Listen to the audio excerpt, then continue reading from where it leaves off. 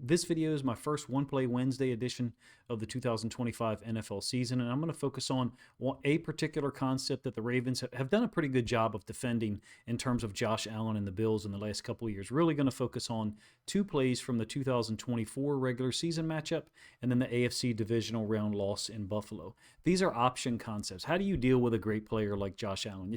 It's one play at a time, right? You have to have extreme recognition, if you ask me, of the things that the offense attempts to do on a play-by-play basis.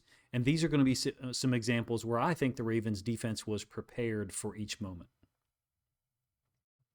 So this first one is going to be a 3rd and 1. It's in week 4. Pay attention to what the running back does here pre-snap. So as you watch the game Sunday night this week, anytime you see the running back flip sides, it doesn't mean that they're going to run an option scheme in each and every case, but oftentimes it does lead to that.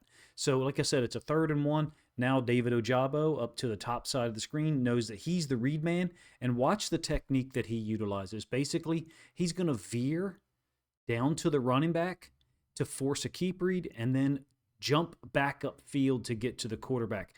How can you do this, or why? Why is this possible? Only because of the identification, if you ask me, pre-snap. Oftentimes, Josh Allen is not reading this, and that's not a knock on him. It's just that, there's only so much time in the day for even NFL teams. So he's not had option concepts pre-installed like Lamar Jackson did when Greg Roman was the offensive coordinator. So a lot of things going on here. First, Ojabo obviously gets the hit on the quarterback, Allen, as he delivers the ball, right? Additional to that, this is his target, the tight end into the boundary. This is a great angle of the whole concept, to be honest with you. This has been a go-to play for them on 3rd and 1, 3rd and 2 for years. They actually beat us on this play in 2020 in the AFC divisional round matchup. It was the first possession of the third quarter where Buffalo was able to go down and get a touchdown to take a 10-3 lead. So what makes this a great play on the outside is Hamilton going over the top here, meaning he's going over the top of Wiggins, his teammate, dealing with that wide receiver. So the whole concept is integrated. So what I mean is this is the receiver to the outside, and he is designed to get an outside release. I think it's Mack Hollins, their biggest and most physical receiver, who's since moved on, I think, to the New England Patriots. And he's trying to get outside of Wiggins such that he can screen or wall off Kyle Hamilton. Everything that Ojabo has done would be null and void if Hamilton doesn't get over the top of this.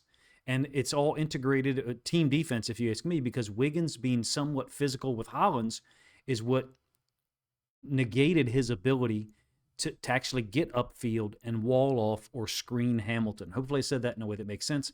Same play from the end zone angle. So as an edge defender in this situation, I'm sure that the Ravens had practiced this during the week. We're in our nickel defense, all right? Hamilton is set up to the side of the tight end, Dawson Knox, who's been there for a long time. So how does this work? Allen is supposed to be reading it. You can tell that he doesn't spend a ton of time on option concepts. The foot is in the air, the same foot that he's going to need to push off of to go in this direction if and when he keeps the football. This is the angle that Ojabo goes on. So if let's say Ojabo had come directly upfield, then it's going to be a give, and James Cook probably going to have a numbers advantage underneath and get the first down. What we're trying to do is force Allen to keep it, but make him hesitate. And because he spends less time on these read concepts than he does certainly all the other things that he's got to master as an NFL quarterback, he's not going to show a great technique here, if you ask me, because he's trying to rush. And that left foot being up in the air here meant he had to come plant in order to push off and veer out to his right, the right side of our screen. And that was enough time for Ojabo to close on him.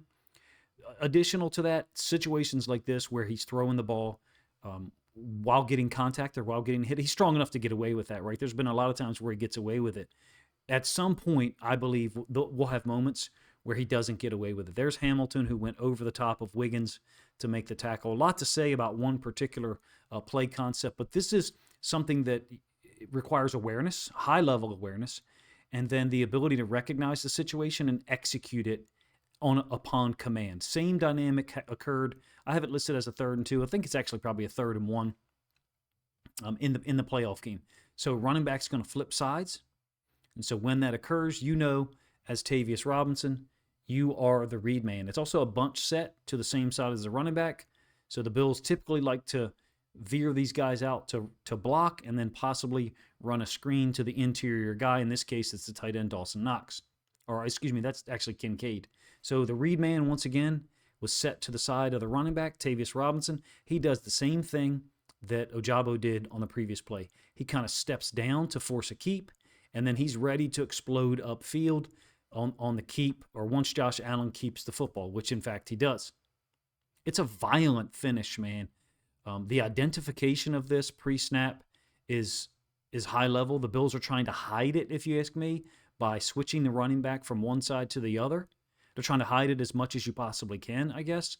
And in this case, they were not able to do so. They'll probably have some new wrinkles in week one, but this is something that Allen and the Bills have gone to, regardless of who the offensive coordinator has been over the years. Pre-snap, or pre-motion, I should say, Ty Johnson, who's actually a University of Maryland guy from Maryland, a great player. I root for him, except for when I play in the Ravens, to be honest with you. Once he flips sides, then now the read man obviously becomes Tavius over here. And you don't really have to ask very with a whole lot of force for Tavius Robinson to show up with some violence and some finish.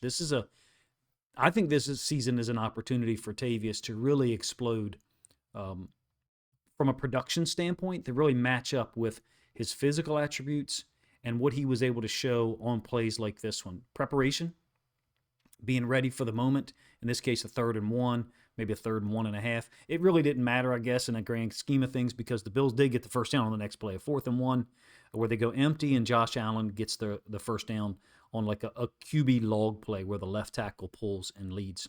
Finally, one other iteration of the option, and this one includes a 6th offensive lineman, what I typically include or describe as jumbo. 2 tight ends, or really one of them is a tight end here, Kincaid, and the other one here is a fullback. They're offset to either side of Josh Allen, and the tailback, James Cook, is in the pistol formation. So you could be the read man as Tavius Robinson, or you could be the read man as Malik Harrison. You really don't know, because it's diamond and it's pistol. There's not one running back set to the side of the quarterback. In this case, there are 3, with the tailback obviously being the ball carrier in the backfield behind the quarterback.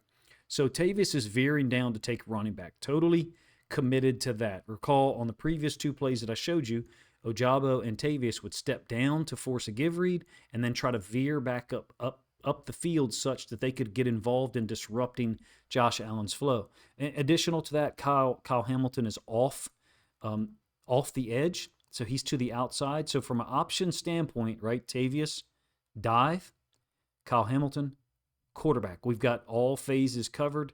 It's, once again, a badass finish by Tavius Robinson to this play to get James Cook down. One Play Wednesday is designed to be quick looks at concepts that I think are important and may play a role in this week's game or you typically reviewing a game afterwards. In this case, we're talking about option concepts. Not going to see that 10, 12 times a game from Josh Allen and the Bills, but when you do see it, it's in a specific situation. 3rd and 1, 3rd and 2. And the reality is, if they were a true option team, which there are none in the NFL, if they were a true option team that was committed to it, they would have the play concept called, especially out of the diamond, like the previous play that I just showed you, where Kyle Hamilton was walked up outside of Tavius Robinson, but they wouldn't have the direction called, meaning option would be the call, and the direction would be determined by Josh Allen looking at the numbers, looking at the alignment pre-snap, and then making the call to the right. Ringo, whatever their call would be, to say, hey, the play concept option was the call. You guys up front are just waiting for me to give you the directional tell, or the direction that we're going to go with this thing. In any case, the Ravens have done a really good job, if you ask me, of identifying things pre-snap, at least in 2024, against Josh Allen and their option stuff. I chose this one as my first iteration of One Play Wednesday because I think it's something that'll probably show up at some point during the game Sunday night.